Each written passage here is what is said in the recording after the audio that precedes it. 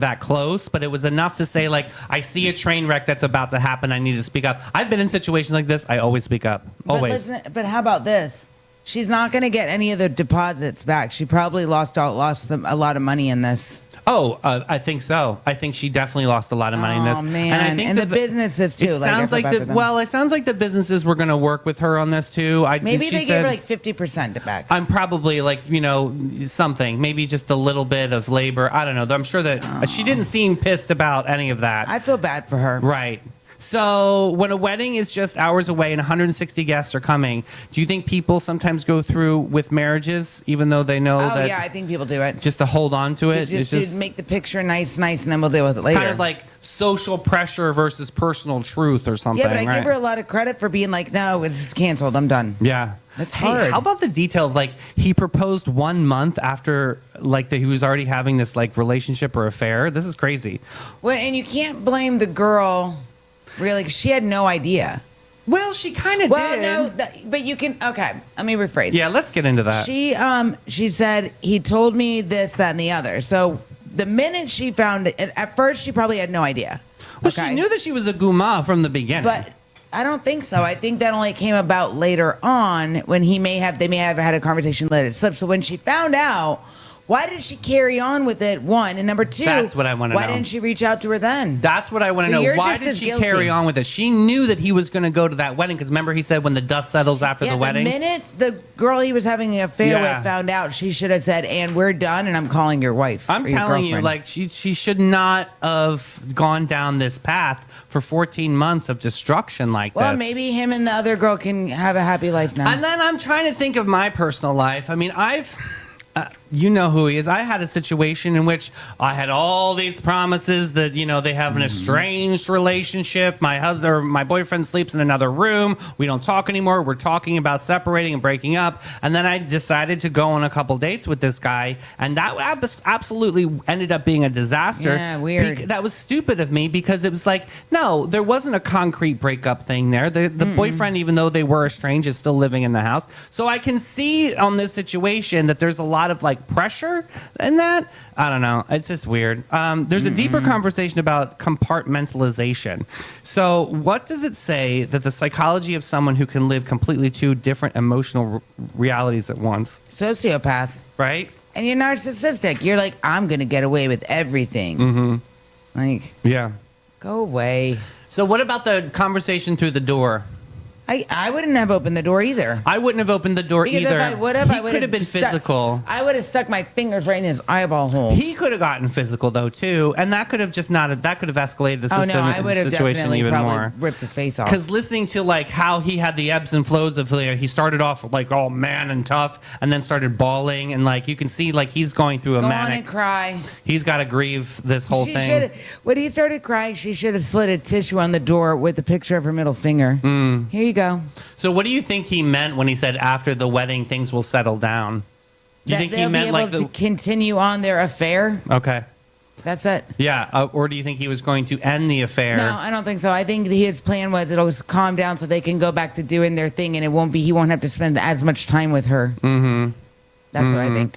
So what do you think? Okay, so the psychological of the betrayal. What do you think hurts more in a situation like this? The betrayal itself or the realization that someone you trusted was living a completely different reality than you? I think they're both equal. I mean, that's really hard. I think they're both equally bad. 100%. I mean, the act of the betrayal itself, yeah. You're right. I think they're both equally as bad. Yeah. 10 years from now, which decision is someone more likely to regret? Canceling the wedding or going through it without? Going through with it. I think so too. 100%. Yeah, and because then what? They're going to end up getting divorced. How are you going to walk down the aisle with someone when you know this information? Do you think it's a little bit of revenge though to cancel the wedding so now everybody knows the dirty laundry is out there? What else was she supposed to do? I know. I mean, what do you think? What do you have to say about the aunt that like screamed at her in the face? Shut up! Is that just protecting family loyalty? I think she's just embarrassed that this happened. I think it's a reflection of her being embarrassed. Mm-hmm. Yeah. Is cheating the ultimate deal breaker in a relationship? Yep. You think so? Yeah. Okay. The people that are like, oh, they cheat on me, but we're working through it. working through it. Well, it kind of brings me back to the conversation we have this often of open relationships that some people have. I can't do it either. I'm going to be honest with you. I'm sorry, a lobster. I can't do I'm it, for life. Yeah, and I don't understand it. It just sounds exhausting to me. And when people talk to me about it, I'm not going to lie, it makes me extremely uncomfortable. But I mean, I know in my culture there are several. I mean, I can list a laundry list of people that have an open relationship and they thrive off of it. Like I said before, when we've had this conversation, one of my friends said, "Why would I deny my partner the pleasure of having sex with somebody else? Then I don't even have to deal with it." But I'm like, then you're not really you're not really in a relationship. Yeah. Okay, so here's the thing, though. It doesn't more of matter. like a Straight, gay, it does not matter. True. The problem is when you start going and doing the, horizontal dance with someone else, being a mattress you're actress. opening people up to like things that are extremely unhealthy, Mm-hmm. like diseases, STDs, things like that. And gay, straight, it doesn't matter. True. I mean, I'm just saying. Yeah. But if you're going to have an open relationship, why not just call it casually dating? Because FYI, that's really what it is. Mm-hmm.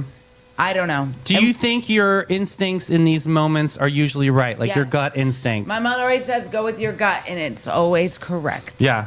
So if you were in that hotel room at midnight, hours before the wedding, what would you have done? Oh, I would have picked up the phone right then. You would have, yeah. Either that or I would have marched my ass down to the roomies and beat down that door and been like, with the phone, I would have just simply been like, we're done. So the difference between a knee-jerk reaction and actually thinking about it, like she took her She moments. better than me. Yeah, she took her moments. I think I learned from this situation is to not have that knee-jerk reaction, Yeah. to plan the actual moment out and make sure that it falls into her did he- favor. But the minute she called him, I still don't know why he waited till 7:30 in the morning. He should have gone right away. Yeah, you bring up a good point there. Why didn't he go right away? He sounds like he just kind of like... That's just you're just extra. Well, he's probably trying to get his brain together on what I'm supposed to say. He was also in that phone call. He was really into gaslighting her and saying, "Oh, you're just spiraling because you're nervous about the next day." And he kind of was using that as like clout for his conversation, but it just didn't work. The whole thing just blew up in And his then the other face. thing, he kept changing the story. Pick a story and a narrative of your lie and stick to it. Yeah. Commit to it. Yeah, You what- can't even commit to telling a lie right. What a dirty Like- dog. Do you think of this situation, and now that since all of his family and his friends know, do you think that that's going to, for him to ever get married again? I think that his wedding party is going to be a lot lighter than it I was. hope people look at him and if his best friends are truly his best friends, they're going to look at him and be like, bro, that was so wrong what you did. So, is there a form of rehabilitation for cheaters, or is it once a cheater, always a cheater? Oh, I mean, because you got to think the act of cheating itself, the physical act, okay, but it's like the all the other stuff. And I'm Maybe gonna say it. maybe cheaters should just marry cheaters. Yeah.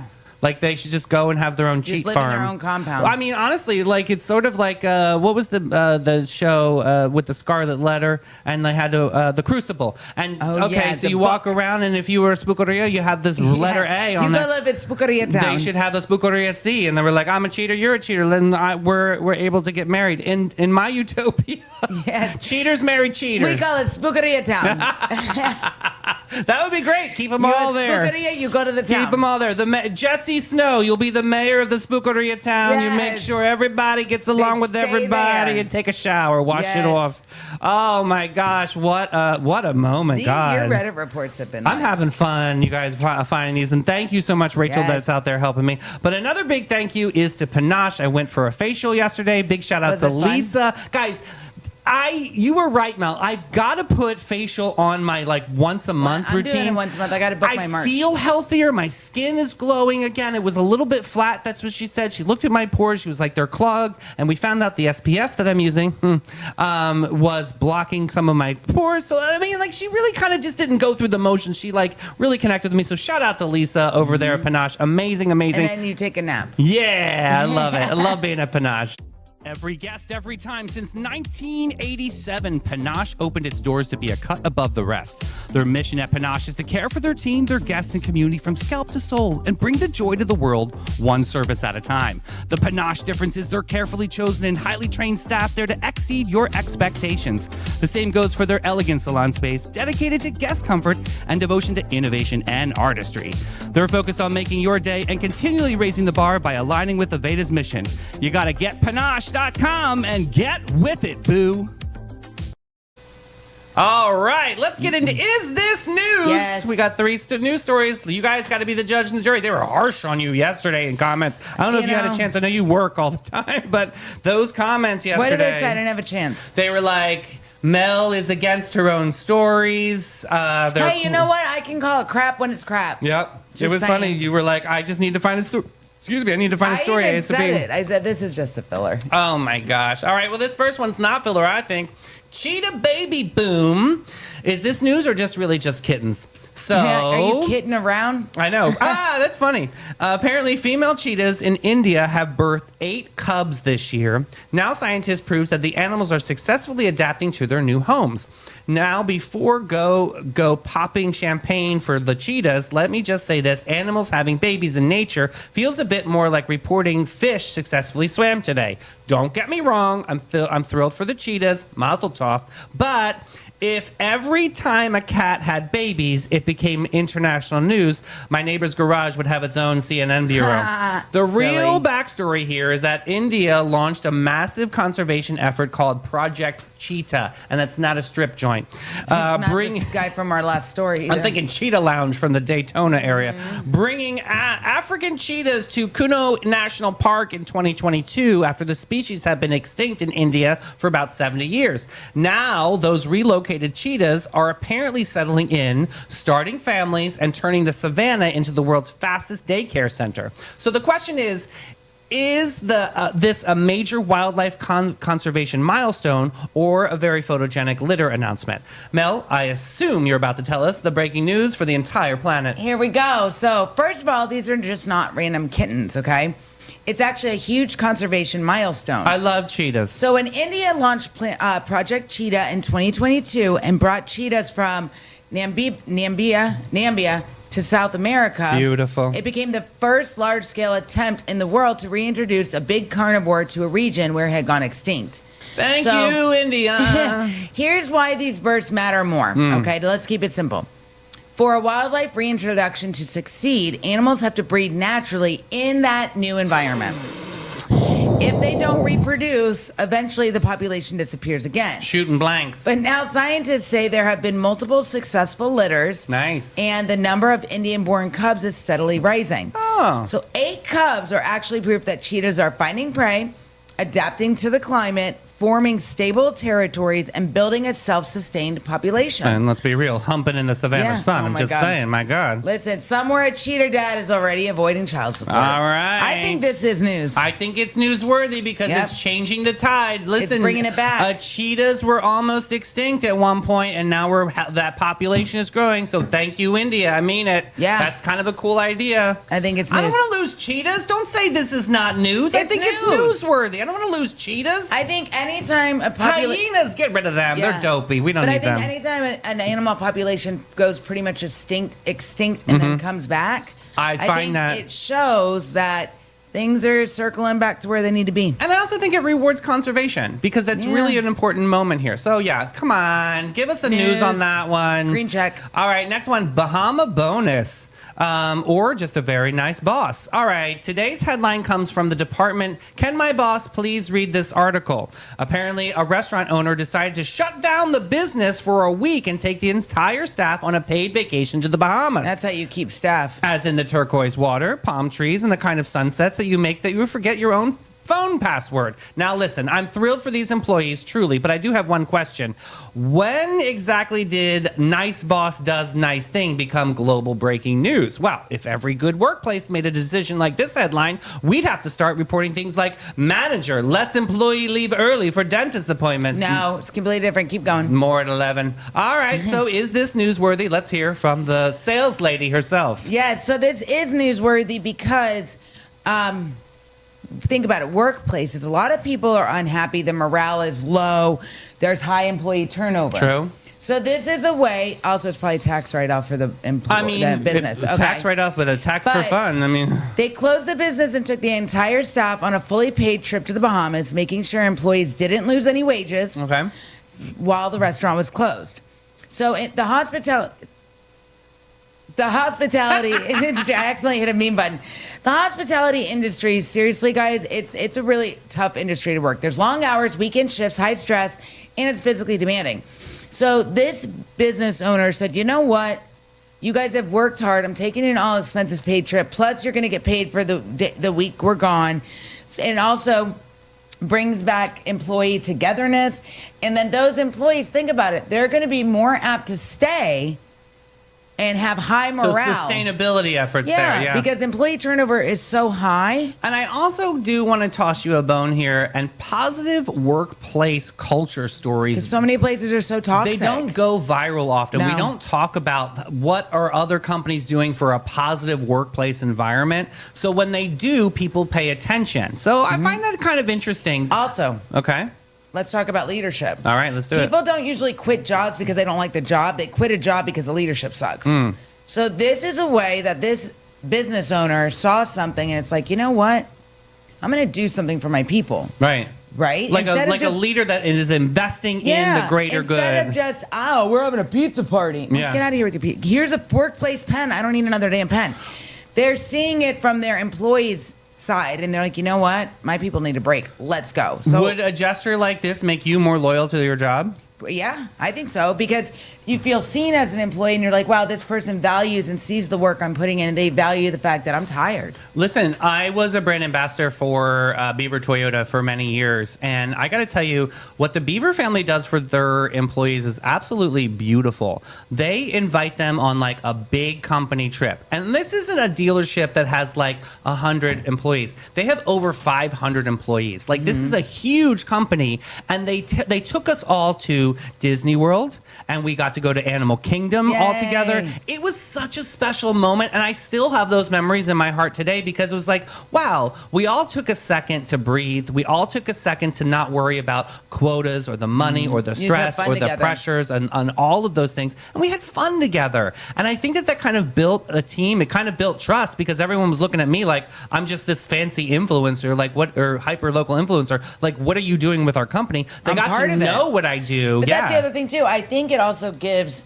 because a lot of times in organizations, the employer and the CEOs, they're like this far off person and you can't reach them, right? But it gives the employees an opportunity to meet these people on a just like casual level and get to know people they don't usually talk to. Yeah. So I think it builds a whole positive culture. I will tell you, as snarky as I was in the beginning of this news story, See? I am going to give it a hashtag news because it's positive news and it's finding out what other companies are doing for the greater good for their employees. I think that's important in this day and age. I think it's great. All right, let's get into story number 3. What do you guys have to say? I'm kind of curious. I'm seeing not news in there. Shut up, David. You might want to change that. Come on. I'm deleting all the not news. Yeah, comments. we need to change that paradigm there.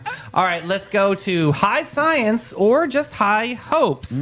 All right, scientists say compounds found in cannabis might help lower cholesterol and reduce the risk of fatty liver disease. Now, before everyone runs out and starts saying, medical research experiment on the couch, let's slow your roll here. The study focuses on CBD and CBG, 2 cannabis compounds that don't produce a high. Researchers say that may help the liver process fats more efficiently and lower harmful cholesterol levels. Apparently, these compounds act like a backup battery for the liver, helping it break down fat and waste more effectively. Which is fascinating, but it also raises an important question. Is this groundbreaking medical science, or is this the internet's favorite headline format? Things people already enjoy that might secretly be healthy. Regardless, I still think this is kind of news. I think it's news. From fatty liver disease, known medically as metabolic dysfunction associated steatotic liver disease, that's a lot of words, and about 1/3 of adults worldwide have it. But here's the issue. Right now, very few medications treat it directly. Doctors usually recommend lifestyle changes like diet and exercise, which I think is a blanket statement for all sickness and diseases. God bless. They're difficult for many people to maintain these lifestyles long term. So they found that CBD and CBG improved how the liver processes energy. Okay. I believe in this. These compounds are non-psychoactive, which means they don't produce the high associated with THC. Correct. So I watched it with Fiona, my 17-and-a-half-year-old bull mastiff. I gave her CBD oil, and it was phenomenal. It just lubricated her joints. There were so many good things that were happening from this, and the same thing that happens within patients and people. I think it's definitely something that it's natural. I love that it's plant-based. I think. Okay, plant-based to start, but when it goes through the process of becoming something to aid people, whatever, Right. then they add crap to it. Well, Right? okay. I don't know. So I think it's all news. plant-based. Anything that can help with the health world and people's different diseases and things like that, I think is news. Yeah, I think long are the days of the stony baloney and not having respect Yeah. for the cannabis culture. I mean, obviously, we have dispensaries. I'm a card-carrying member. I'm happy to say it. I think it's important. I used to be an absolute friggin' lunatic, and then I started the therapy, and it's been absolutely amazing for me. I've had a wonderful journey through my 30s and now into my 40s, and I don't abuse it. I use it correctly, and Yep. I think it definitely has been. There's people that can't sleep at night. The gummies, if you go for But that, will I mean. I agree with the card because you would have people buying it from random people on the street, Yeah, and with then the what happened fentanyl was it started crazy. getting laced. Yep. So at least now, and then if you have someone you love that does it, they were driving around with this illicit substance, and you're risking the cops and somebody's life being destroyed and all this. I think having the card and all what they've done in Florida, I think is a good thing, and I think anything that helps medically with people with different syndromes and diseases and health situations, I think it's all helpful. Let's try it. So I have a psychological angle question I want to Okay. ask you here. So should medicine focus on more curing diseases after they happen or preventing them through lifestyle and nutrition? I agree too. I think that if we get ahead of like the lifestyle and nutrition, I think movement is the greatest medicine. I think things like this can actually help with arthritis. So I do think that, finding ways that you can better your lifestyle, it'll keep you out of that doctor's office. Because I will tell you this, and I have a feeling a lot of people may agree with my opinion here. These companies that make all these medications and all these like certain things that help diseases. I'm going to use cancer as an example, like chemotherapy, radiation, all that stuff makes people sicker. The problem is all these big high dollar corporations, the money is not in the cure and helping people prevent it. Right, the money's in the It's medicine. okay, so let me make money off you you're about to die. So that's why Right. these kind of stories that can help be treatments and preventative measures, these are the stories that we need to be screaming from the rooftops. Yeah, I definitely think True. hashtag news on that one. Absolutely love, love, love that story. Yeah. And another medical treatment that I think is really important, I mean, the French do it all the time, is It's have a from glass grapes. of wine. Have a glass of wine at Bin 39. Fruit salad. Bin 39, the hidden gem of downtown St. Augustine since 2016. This is your secret getaway to a fabulous time. It's tucked away inside the lobby of the St. George Inn, and this charming spot boasts a courtyard setting that's straight out of a dream at the north end of St. George Street. Their wine collection features over 85 unique gems, is a journey into the extraordinary. You'll find wines from both small and large producers. They're open daily from 8 to 8 and Thursday to Sunday from 1 to 7. You got to check them out. Bin 39. Oh, geez, my bad. We're back. My apologies. We are back with Hey Girl, Hey Horoscopes. We have high vibrations today from the 1979 horrible horoscopes. Libra, we're going to start off with a little positive panda moment here. Libra, you have nice hair. Now we're going to get into the horrible horoscope. You're not balanced. You're spineless with a nice smile. You treat every conflict like it's a dinner party where nobody's allowed to admit the food tastes like wet cardboard. You rather fake harmony than risk someone seeking your real opinion. You don't keep the peace, you manufacture it like a PR agent for bad behavior. We have a lot of those in this town. And let's talk about the good vibes only act. Half of the time, it's not positivity, it's avoidance dressed up in politeness. Prediction. Today, you will nod, agree, and smile over and over and over again, and then complain about it to 3 different people later. You phony jerk. Story. Action step, pick a side, bitch. Even if someone Oh my spills their God. drink, you won't say it on it. Oh my God. Brutal truth. If you never risk conflict, people assume you have no backbone to break. Figure it out. Final warning, keep serving fake diplomacy, and eventually someone's going to flip the script and sue you at the table. Oh my God. Scorpio, Oh. you are handsome. Scorpio, 1979 horoscopes. Gotta do some So positive bad. in here, jeez. You're not mysterious. You're dramatic with good lighting. Thank you, Maritime Creative. Thank you very much. Thank you. You walk into a room like you're the villain in a spy movie. Eyes scanning, silence heavy, energy intense. But here's the thing nobody notices that you pretend they don't. You think you're the smartest person in the room, and it shows. All those mastermind games, the cryptic comments, the long pauses, like you're about to reveal a devastating truth. Meanwhile, half the room is just trying to figure out why you're acting like the CEO of Secrets. Let's talk about that reputation you love to whisper about. The whole Scorpios are amazing in bed mythology you cling to like it's your birthright. Here's the reality check, Pipsqueak. Intensity is not the same as skill. Motion in the ocean, baby. Brooding is not foreplay. And staring at someone like you're reading their soul does not automatically make you unforgettable. Prediction: today you will assume you're 3 moves ahead in the psychological game of chess, when everyone else is just playing checkers and ignoring your ass. Action step: drop the manipulation. Speak plainly for once. Good grief. Brutal truth: being secretive doesn't make you powerful. Sometimes it makes you plain exhausting. Final warning: if you keep acting like the puppet master in every situation, don't be shocked when people quietly cut the strings and leave you performing alone in bed. Oh my God. Scorpio, not another life of me just in bed by myself. Oh, shocker. Oh no. Well, Sonnies, that's a wrap on this wonderful, wacky Wednesday. We chilled, we thrilled, we laughed, we thrived, and most importantly, We survived. that is the truth. We will be back tomorrow at what time? 9 a.m. Cool. We're going to be talking about the Brave Summit tomorrow. yeah, I'm We so got excited. some fabulous ladies that'll be in the studio talking about doing some great things for some kids in our neighborhoods. Yes. We love you guys. Hit that share button. Bye, Bye, Sonnies. guys.